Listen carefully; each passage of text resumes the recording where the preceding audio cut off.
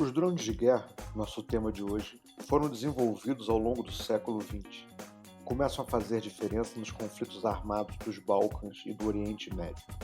A discussão internacional sobre essa nova tecnologia ainda leva em conta mais os exemplos da experiência nessas guerras do que o potencial do drone em teoria, do que o potencial do drone em quaisquer outras realidades, digamos assim.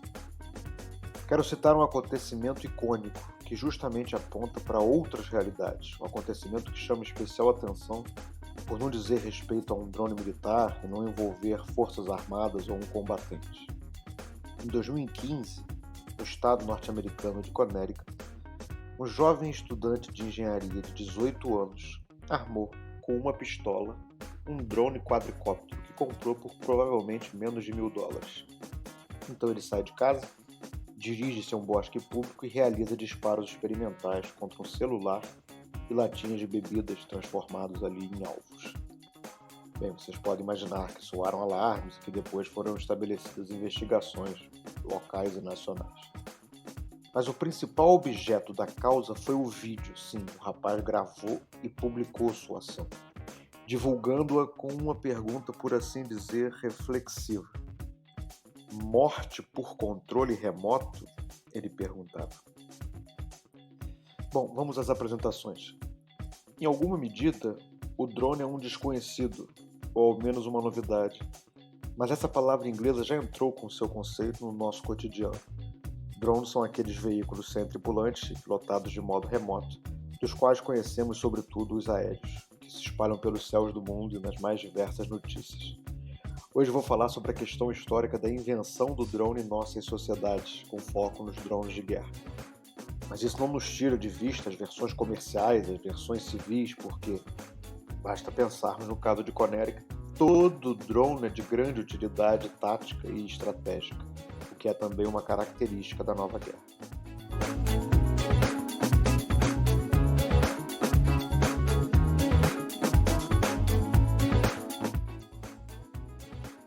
E logo alguém com razão me perguntaria, com licença, mas o que tem história a ver com isso? Bem, de início, digamos o seguinte, os drones de guerra fazem a história que está correndo agora, supostamente a nossa história, a história do tempo em que estamos nos movendo, em certo sentido, do tempo que nos move. Ora, o drone nos move, sim, o drone interage com o mundo, é mudado por ele, mas também muda o mundo em que está. Muda, ou pelo menos pode mudar, a segurança, comunicações e transporte, a sociedade, a política, enfim, muda a vida humana. Mas muda como? Muda quanto? Qual é precisamente essa mudança? O debate público apresenta múltiplas respostas, múltiplas previsões, inclusive opostas entre si. Numa ponta das opiniões, o drone é visto como um artefato acessível que vai dar aos indivíduos poderes inéditos que o poder público não pode controlar ou terá imensas dificuldades para tanto. Capacidade de ver e afetar até então indisponíveis para, digamos assim, pessoas comuns.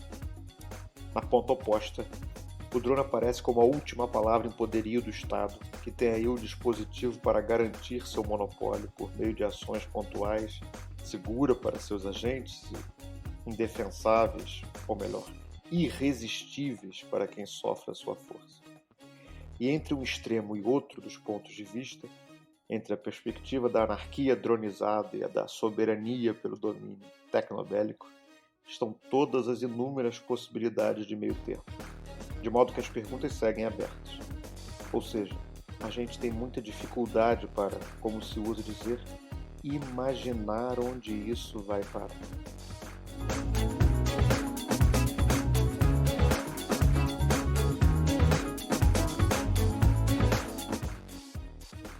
E a nossa desorientação é multiplicada por informações truncadas, informações obtidas ou então simplesmente forjadas, que confundem não apenas a humilde cidadã ou humilde cidadão, mas também as maiorais instituições de forças armadas e de inteligência.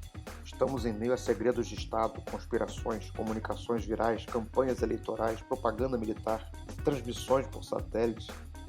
Então, entre tantas informações e tantas interpretações, qual é o ponto de vista teórico a respeito da matéria? O que se deve dizer? Qual é a resposta adequada para a pergunta: o que esperar do drone?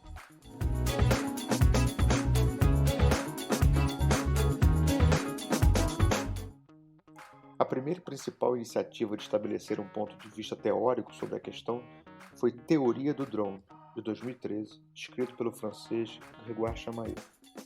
O autor sublinha a mudança histórica de grande magnitude que está implicada. Ao prolongar e radicalizar tendências pré-existentes, o drone armado opera uma passagem limítrofe. Para quem faz uso de uma arma dessas, é a priori impossível morrer matando. A guerra, de assimétrica que poderia ser, torna-se absolutamente unilateral. O que podia antes se apresentar como um combate, converte-se em simples campanha de abate. Bem, o que Chamayou está nos dizendo nessas palavras? O comando remoto do drone protege absolutamente o atacante, que pode operar a partir de um locus relativamente inalcançável. O defensor, isto é, o alvo, é então menos um sujeito de guerra, um sujeito beligerante, do que uma presa. A situação de guerra converte-se na de caçada. E a política dos drones autodenominou-se mesmo de caça, desde os primórdios de sua aplicação sistemática no Oriente Médio e no Paquistão, no governo estadunidense sob George W. Bush e também mais tarde, quando incrementada pela administração sob Barack Obama. É a doutrina que se consolidou nos assim chamados princípios teóricos da caça ao homem. O livro de Chamayou tem muitos méritos e o mais precioso foi ter exposto a superficialidade das opiniões que qualificam o drone como arma humanitária que se entusiasmam com a eficácia política e militar dessa tecnologia, contra a imagem de uma arma humanitária e de guerra limpa, que poupam inocentes e evitam destruições desproporcionais. Chamayou repensa o direito de matar em guerra, uma vez que seja nulo o risco de morrer. O autor supõe novas guerras em que apenas os outros estejam em risco, mas sejam mesmo assim os elementos perigosos, enquanto somente os operadores estejam resguardados numa safe zone, embora sejam os únicos armados de mísseis e autômatos de alta tecnologia. Chamayou também faz alertas sobre a equívoca ideia de precisão nas diferentes acepções do conceito. Por mais acurada que seja ou venha a ser a pontaria que o drone permite ao atirador, isto não é tudo quando se diz que uma arma é precisa. Ora, que o drone possa acertar um míssil entre os olhos de alguém não quer dizer que evite a destruição de um raio de 15 metros ou que não erre ao determinar quem ou o que será alvejado. Pior, são os operadores que, por intermédio das imagens de má qualidade que o drone produz, definem os alvos por critérios pseudocientíficos, as chamadas assinaturas, isto é, padrões de comportamento, localização e relacionamento de uma pessoa que por isso se encaixará ou não no perfil de terrorista a ser abatido. Assim, ao invés de precisão, o que há é um dispositivo fundamentalmente impreciso. Tamanha imprecisão sugere que o elogio à arma teleguiada só pode ter por base outros 500. Chamayou aponta para a superproteção do soldado atacante, contrariando o ethos militar. Mesmo no drone eventualmente perfeito, melhorado até a máxima capacidade das idealizações de engenharia, está em causa um princípio mais do que bastante diferente, deveras oposto ao humanitarismo. No drone, o extraordinário desenvolvimento tecnológico humano não corresponde a qualquer equivalente moral. Pior, essa tecnologia está concebida sobre uma ideia para lá de rudimentar e ancestral. Quem dera pudéssemos dizer obsoleta, caduca. A identificação tribal do nós de cá contra a gente de lá.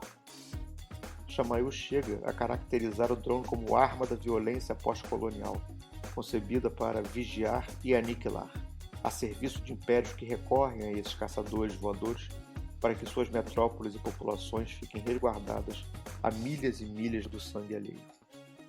Bem, fiz um rápido resumo, como é preciso, fica o convite para que leiamos a teoria do drone. E quem quiser ler mais do que coube dizer aqui nesta apresentação, também pode encontrar o que escrevi sobre o debate. Mas, quanto ao que já foi dito, há pelo menos uma crítica a Chamayou que não pode ser afastada, que não posso deixar de comentar. Vejamos, se o autor como afirmava sua proposta, realmente olhasse mais para a arma do que para as circunstâncias em que foi empregada, ele chegaria necessariamente a outras considerações. Isto é, a teoria do drone acabou por ser, ao mesmo tempo, uma teoria sobre as relações entre os Estados Unidos e seus aliados versus os inimigos mais imediatos nesse início de milênio. Seria impositivo perguntar-se: e quando o outro lado tem, ele também, os drones? Qual é a situação de guerra, ou de guerra do drone, em que o outro, além de fugir de ser caçado, tem condições de simultaneamente, de onde estiver, atirar no quintal de seus adversários remotos e colocá-los em fuga? Para usar os exemplos do próprio Chamayou, a guerra feita com drones pode ser a da caça ao homem, enquanto o drone é operado pelos Estados Unidos contra grupos paramilitares nas colinas e desertos do Afeganistão, ou contra dissidentes no aliado Paquistão, que não possuem uma artilharia recíproca. Mas a guerra do drone é diferente, sem dúvida, se o adversário é outro, sobretudo se o outro também combater com caçadores voadores. E essa não é uma hipótese estapafúrdia ou um exercício de especulação acadêmica. Também não é algo que diga respeito ao futuro, ou que Chamayou poderia ou não prever. São e já eram possibilidades do drone no nosso tempo. Possibilidades que estão no drone em e desde o princípio. Digo, a possibilidade elementar do combate drone versus drone. Aliás, verifica-se um processo de, como se diz, proliferação dessas armas. No mesmo ano de 2013, em que Chamayou publicou sua teoria, o politólogo estadunidense Michael Boyle registrava que já pelo menos 76 países tinham adquirido a tecnologia na forma de uma verdadeira corrida armamentista. No confronto do tipo drone versus drone, estaria instalado, em novos termos, o pressuposto de mínima simetria, se não da relação ofensiva-defensiva da guerra, mas da própria guerra.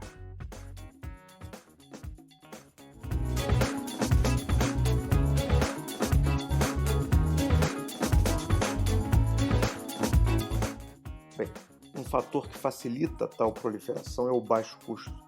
O próprio politólogo Michael Boyle indicava que um Predator, um drone militar top de linha, custa 10 vezes menos do que determinadas aeronaves que ele substitui. E seus custos operacionais, na comparação, são ainda mais reduzidos. E podemos pensar não só nos drones produzidos pela indústria bélica de um estado ou seus concorrentes, mas também naqueles tipos desenvolvidos por toda sorte de pessoas e organizações interessadas, até curiosas e curiosos que se dedicam à experimentação de fabricação caseira, como o jovem de Connecticut. Pois os drones mais simples já funcionam como artigos de alta periculosidade e grande poder de destruição, independentemente de cada peça haver ou não haver sido feita para a guerra ou sequer para a violência. Ora, pensemos nas utilidades táticas e estratégicas de um drone fotográfico. Aqui no Brasil mesmo já temos, tanto do lado da polícia quanto de seus adversários, histórias de drones pateticamente vagabundos que mantêm o rival sob observação ou até colaboram para ferir os oponentes e destruir suas referências territoriais. Enfim, se a difusão e o barateamento da tecnologia constituem condições de possibilidade para que um fuzil possa ser comprado numa loja de esquina e para todos os problemas que emergem da tentativa de autorizar ou censurar tal possibilidade, deve-se ver o conjunto de problemas do cenário em que coisa semelhante se aplica a robôs e a veículos controlados remotamente. Cenário já realizado. Cenário do tempo presente. Digamos assim, do tempo dos drones. Mas quero chamar a atenção para algo que me parece mais imediato. Embora versões medíocres e baratas possam ser tão ou até mais destrutivas do que as outras, a depender da combinação de fatores e circunstâncias, a tendência é de que forças menos poderosas e menos ricas sejam suplantadas ou passem a depender dos polos com mais recursos. Pouquíssimas entidades podem arcar técnica, econômica e politicamente com a operação sistemática de, por exemplo, o MQ-9 Reaper e seus suportes táticos e logísticos. Mas a difusão tecnológica que mais ameaça estados e autoridades políticas como conhecemos hoje é outra. Qual difusão? A indústria do drone está marcada pela vantagem tecnológica de determinadas corporações e pela especial dependência do poder público a instituições de direito privado. Um exemplo. A jornalista e escritora estadunidense Sharon Weinberger, especialista em defesa e segurança, reportou que as Forças Armadas dos Estados Unidos consultaram a emissora de eventos esportivos ESPN para a formação de inteligência e know-how em processamento e armazenamento de dados. Isso para estabelecer o sistema das assinaturas e padrões de comportamento aferidos pelas imagens produzidas pelos drones. Notem que são as Forças Armadas que procuram iniciativa privada para questões de informação e para um saber estratégico, e não o contrário. E estamos falando dos Estados Unidos e das Forças Armadas dos Estados Unidos. Bem, conglomerados empresariais transnacionais estão entre os maiores criadores, fabricantes, fornecedores, compradores, detentores, utilizadores das chamadas tecnologias militares dronizadas. Os relativos controles técnico, produtivo, comercial e logístico concorrem para serem também controle político, para serem também poder político. TJI, Intel, General Atomics, Uber, Boeing, Verut, PADS, UPS, Alphabet, enfim, o crescimento da importância estratégica de organizações assim transforma o jogo da política e da guerra. Mas essa aparente mudança que se acompanha atualmente, mesmo que talvez constitua uma tendência, não quer dizer que essa tendência não possa ser afetada ou mesmo revertida. Não quer dizer que o futuro aponte, por certo, determinados caminhos. Os drones podem constar em cenários muito diferentes dos de agora, e eles mesmos talvez sejam a arma que levará à destruição de várias realidades e o surgimento de outras. Faz parte da tentativa de pensar estrategicamente, pensar sobre a surpresa e seus elementos. Faz parte também o reconhecimento da verdadeira dimensão da surpresa, aquela que escapa, inclusive, das suspeitas imaginárias. Isto é, pensar nas possibilidades do drone é tentar pensar em tudo isso, independentemente do que só por aparência se mostre mais provável ou possível. Dessa maneira, como devem ser as teorias do drone que o concebem enquanto armamento de uma guerra, vamos supor, entre norte-americanos e russos, ou entre a Organização dos Estados Americanos e a Amazon, ou entre a Liga Católica e o maior império da comunicação, ou entre as multinacionais controladas por um traficante de humanos e as milícias de hackers libertários da Coreia Unificada, enfim, como devem ser as teorias que projetem a realidade do drone em qualquer conflito imaginável ou não, a envolver mais simétricos estados ou sabe-se lá que beligerantes vindouros. Qualquer resposta, repare, qualquer resposta é imprecisa. Tal imprecisão é própria ao drone e muito mais profunda, relevante e problemática do que pode levantar a crítica de Chamayou ou de outras cabeças que se dedicaram a estudar o tema. As imprecisões das visões sobre o que será do drone, sua guerra e sua geopolítica fazem parte das imprecisões com que operamos os drones em nossas sociedades e das imprecisões com que assim tocamos adiante as nossas vidas, individual e coletivamente. Vamos abrindo futuros, menos ou mais desejáveis, menos ou mais suportáveis, quase às cegas, sem saber. Ao contrário da ideia de que a tecnologia nos oferece um maior domínio, maior controle, estamos diante de realidades constitutivamente incontroláveis. Que uma arma desligue a vida do inimigo num touch cirúrgico e realize uma série dos chamados progressos, não significa, por exemplo, que essa decisão é acertada. Não significa que as consequências diretas e indiretas de tal ato não serão contraproducentes. Não significa que a arma não seja usada exatamente para desligar quem não devia desligar. Não significa que o artefato não termine por beneficiar exatamente forças que os tais progressos imaginavam superar. Mas será que não podemos esperar o melhor se, digamos assim, o drone for bem utilizado? Não valeria dizer aqui esta frase tantas vezes repetida: basta que o ser humano use a tecnologia corretamente. Talvez. Mas o problema é que a lógica do uso correto, em vez de contrariar, confirma que a precisão do drone não é garantida, e sim questionável, aleatória, acidental, facultativa. A mera possibilidade do uso indevido do drone e seu programa operacional põe em xeque as garantias que possam dar. E a facilidade para que a arma se sujeite a malversações e aplicações nocivas de toda a ordem sugere maiores riscos. Por fim, ainda resta a noção de que o drone talvez seja, em todo caso, a melhor solução. Pelo menos a melhor solução que temos à mão, o melhor recurso disponível. Ou seja, resta a noção de que o drone talvez seja, como se diz, o menos pior, chamemos assim, o menos ruim. Ora, há fortes indícios do contrário. O analista militar estadunidense Larry Lewis, do Centro para Análises Navais, realizou um estudo classificado sobre os ataques de drones baseados em dados não publicados que foram produzidos pela inteligência dos Estados Unidos. Sua conclusão aponta que ataques teleguiados no Afeganistão podem ter causado 10 vezes mais mortes do que as aeronaves regulares. Ou seja, não prospera sequer a grosseira versão contábil do argumento "o drone matará menos". Nem é necessário gastar papel ou saliva para expor a falácia do mal menor. Aliás, aqui se manifesta novamente o contrário da ideia de precisão. Quero dizer, usando a referência das referidas campanhas dronizadas estadunidenses, apresenta, de um lado, números mais elevados e crescentes de não combatentes mortos, com críticas à política do drone.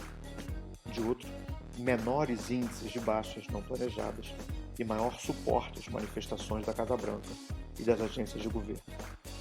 Embora o juízo do mérito aí seja de maior importância, o que parece mais característico é a nebulosidade dos dados sobre essas mortes. Isto é, seja qual for o registro perfeito dos acontecimentos, o que deve ser percebido é a estrutural imprecisão das informações sobre a guerra com drones que conhecemos. O sigilo, o segredo, a intransparência, a obscuridade, enfim, uma forma oposta à exposição luminosa e descoberta da melhor razão. Fundamentalmente, o que se apresenta é um problema tríplice. 1. A quase cegueira em que estão as nossas perspectivas sobre o drone e o cenário mundial de hoje e dos próximos tempos. 2. O raro reconhecimento de estarmos, nesse sentido, quase cegos. Reconhecimento que costuma estar oculto sob a pretensão contrária, isto é, sob a pretensão de termos razoável clareza e ideia daquilo que acontece e está para acontecer. 3. O problema de não lidarmos com esses dois primeiros problemas. Em síntese, o que está em causa é a imensa dificuldade de saber a que corresponderia ter uma visão sobre as questões propostas hoje, quanto mais uma visão teórica e devida, acertada. A displicência e a ligeireza das opiniões, inclusive principalmente entre especialistas, acarretam uma drástica e injustificada redução da incerteza a respeito do futuro. Está em cena uma das personagens dramáticas mais assíduas na história e na história do conhecimento. A ilusão de julgar saber quando não se sabe. Os discursos a respeito do drone são truques de engano e de auto-engano. Afinal, o que verdadeiramente precisam saber cada cidadã, cada cidadão, cada cidade para afirmar o que será do mundo e de suas realidades? A República de Platão é o marco inultrapassado da reflexão que dá a compreender a colossal desproporção entre, de um lado, as imensas e intermináveis exigências do saber e, do outro, as paupérrimas possibilidades de cada pessoa ou sociedade para contemplar tais exigências. Mas somos a espécie da teimosia e teimamos com o sonho de saber. Os drones vagam nessa vigília. Muito obrigado.